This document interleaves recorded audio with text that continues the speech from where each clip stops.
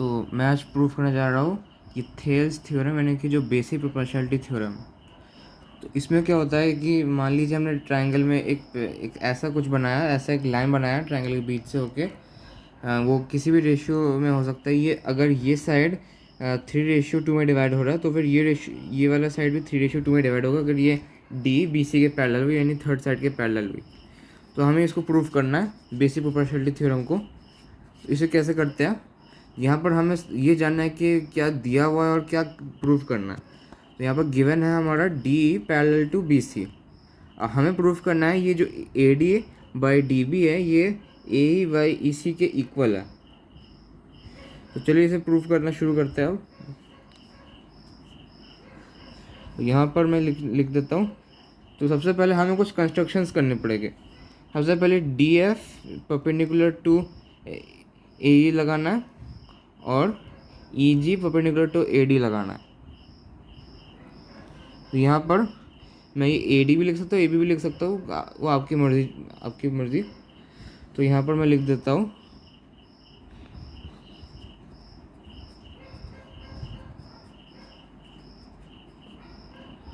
तो यहाँ पर कंस्ट्रक्शन से मैं पहले लिखूँगा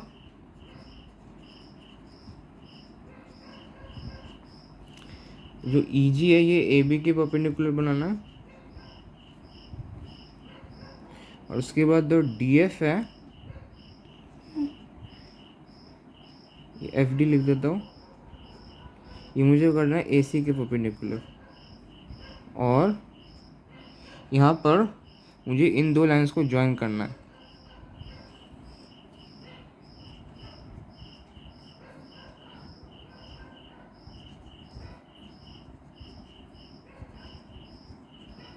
तो मुझे इन दो लाइंस को ज्वाइन कर दिया है। अब यहाँ से प्रूफ शुरू होता है। ये वाला जो थ्योरम है ये दिखने में भले ही मुश्किल, ये बहुत ज़्यादा इजी है, दिखने में एकदम मुश्किल नहीं लगता है। अगर लगता भी होगा तो फिर ये बहुत ज़्यादा इजी है, लेकिन ये प्रोसेस बहुत थोड़ा सा मुश्किल हो सकता है करना है, मतलब इसे प्रूफ क्या करना है। तो ये मैं आपको एकदम अच्छे से गाइड करने वाला हूँ। तो जिसका जो अगला थ्योरम है उसको प्रूव करने का तरीका थोड़ा अलग सा होगा, इसका जो कन्वर्स थ्योरम है, लेकिन वो थोड़ा सा मतलब प्रूफ करना डिफ़िकल्टी ज़रूर रहेगी, लेकिन वो थोड़ा छोटा प्रोसेस है। आपको बस थोड़े बहुत मतलब कॉन्ट्रडिक्शंस का लगाना पड़ेगा, कॉन्ट्रडिक्शंस। तो वो मैं अगले वीडियो में दिखाऊंगा। यहाँ पर फ़िलहाल चलते हैं। प्रूफ में सबसे पहले लिखना है कि मुझे इस ट्रायंगल के एरिया, ये वाले ट्रायंगल के एरिया की रेशियो लेनी है। यानी कि जो ए डी ई ट्रायंगल है, ए डी ई, इसके ratio versus D B E, यानी कि ये ट्रायंगल, इन दोनों के रेशियो लेनी है। तो मैं लिखूँगा area of triangle A D E by area of D B E equals to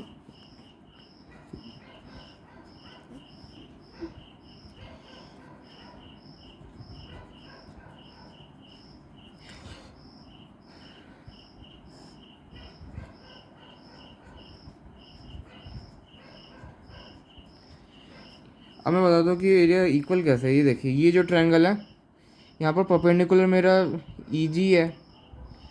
in the same way मैंने ये वाला जो ट्रायंगल लिया है इसमें मेरा ट्रायंगल डी एफ है। तो इसी तरह से मैं इसको प्रूव कर सकता हूँ। तो यहाँ पर मेरा निकल के आया ये half half cancel, E G cancel, A D by D B, मेरा इक्वेशन नंबर 1 आ गया। उसी तरह से यहाँ पर मेरा, अब मैं दूसरे सेट ऑफ ट्रायंगल्स लेने वाला हूँ।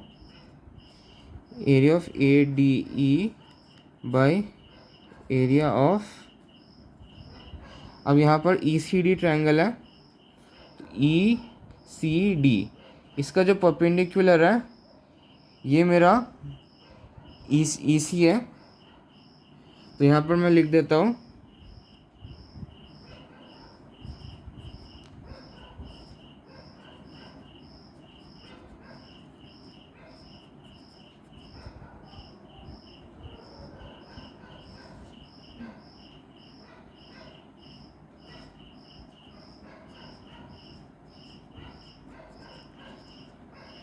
लिख लिया। यहाँ पर कैंसलेशन करनी है, इक्वल्स टू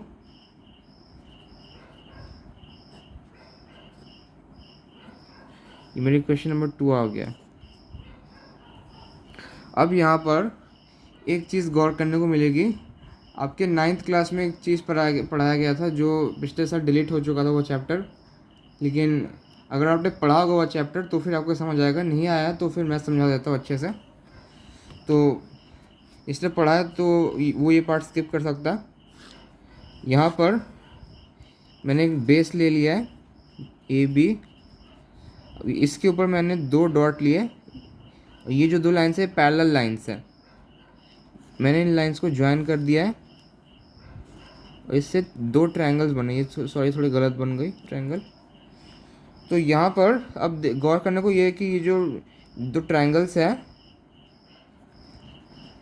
ये 2 ट्रायंगल्स यहाँ पर एक ही बेस के ऊपर लाई करते हैं, इन द सेम बेस, और ये एक ही पैरेलल लाइन्स के बीच में। तो यहाँ पर मेरे 9th क्लास के थ्योरम है, इसमें ये बताया गया है कि triangles lying on the same base between the same parallels are equal in areas. तो यहाँ पर DBA और ECD ये दोनों सेम लाइन पैरेलल लाइंस के बीच में है DA, और सेम बेस में है BC, तो ये इनके एरियाज इक्वल हो गए। तो यहाँ पर मैं सबसे पहले लिख दूंगा, अगले पेज पे लिखता हूँ, S triangle DBE and triangle ECD lie on the same base BC and between the same parallels। अब पैरेलल्स को मैंने थोड़ा शॉर्ट फॉर्म में लिखा है, फिर लॉन्ग में लिख देता हूँ, BC and DE, therefore area of DBE equals to area of ECD। तो यहाँ पर इसको मैंने इक्वेशन नंबर 3 ले लिया, तो यहाँ पर लिख दूंगा फ्रॉम इक्वेशन नंबर 1 2 3। यहाँ पर जो हमें प्रूफ करना था AD by DB equals to AE by EC, तो ये मैंने प्रूफ कर दिया है थेल्स थ्योरम को। अब इसी की अब यहाँ पर इसका जो कन्वर्स थ्योरम है इसके बाद ये डिस्कस करने वाला हूँ मैं। इसके बाद इन 2 थ्योरम से मैं मिड पॉइंट थ्योरम को फिर से प्रूव करने वाला हूँ, लेकिन थेल्स थ्योरम और उसे कन्वर्ट से करने वाला हूँ। तो उस वीडियो के लिए आपको थोड़ा वेट करना पड़ेगा, इसे कन्वर्स थ्योरम की वीडियो डालूंगा इसके बाद। तो अगर आपको पसंद आया वीडियो तो फिर आपको मैंने बताया पिछली वीडियोस में क्या करना है, तो फिर वो प्लीज़ कर दीजिए, बहुत अच्छा लगता है हमें, बहुत मतलब मोटिवेशन मिलता है। आपकी हेल्प के लिए कर रहे हैं, मैं स्टूडेंट हूँ, आप भी स्टूडेंट हो, आप समझ सकते हो अपनी प्रॉब्लम्स, मैं भी आपकी प्रॉब्लम समझ सकता हूँ। तो अगर आपको अच्छा लगा तो फिर मैंने जो कहा है वो कर दीजिए, और आज के लिए thank you and bye bye.